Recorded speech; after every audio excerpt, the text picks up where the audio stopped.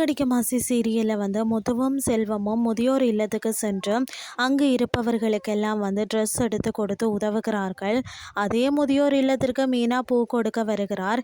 அந்த முதியோர் இல்லத்திற்கு பாதி விலைக்கு தான் பூ கொடுக்கிறார் மீனா. எனக்கு வசதி இருந்தால் நான் இலவசமாகவே கொடுத்துருவேன் அப்படின்னு மீனா சொல்கிறார்.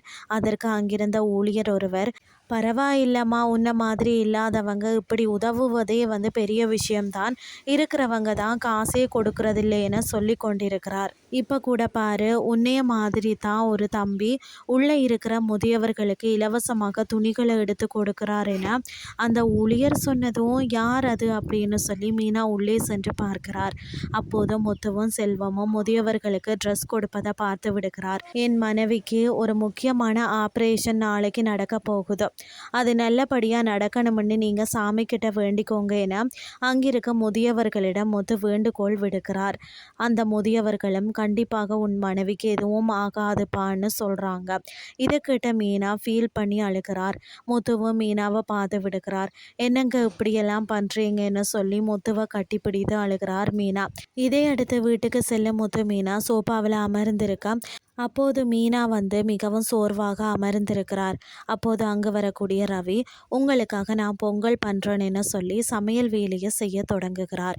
மறுபுறம் சீதா வந்து கராத்தா கிளாஸில் வந்து ட்ரைனிங் எடுக்கிறார். அங்கு சீதாவை பார்ப்பதற்காக மீனா செல்கிறார். அப்போது மீனாவும் சீதாவும் பேசி கொண்டிருக்கும் போது அருண் மற்றொரு போலீஸுடன் அங்கு வாரார். அருணை பார்த்தது மீனாவும் சீதாவும் சென்று ஒளிந்து கொள்கிறார்கள். ஆனால் அருண் சீதாவை தேடி அங்கு வரல. கராத்தே கிளாஸுக்கு வருபவர்கள் வண்டியை ரோட்டில் நிப்பாட்டி வைத்திருப்பதால் டிராஃபிக் ஜாமும் வந்து ஆகுது அப்படின்னு சொல்வதோடு, உங்கள் கிளாஸுக்கு வருபவர்களை வைத்தே டிராஃபிக்கை கிளியர் பண்ண சொல்லுங்கன்னு சொல்கிறார். உடனே அந்த கராத்தா மாஸ்டர், நீங்களே 3 பேரை அதற்காக செலக்ட் பண்ணுங்க என அருணிடம் வந்து சொல்கிறார். அப்போது கராத்தே கிளாஸில் உள்ள பெண்கள் அனைவரும் நிற்க, சீதா மட்டும் அருண் கண்ணில் பட்டுவிடக்கூடாது என்பதற்காக மறைந்து கொள்கிறார்.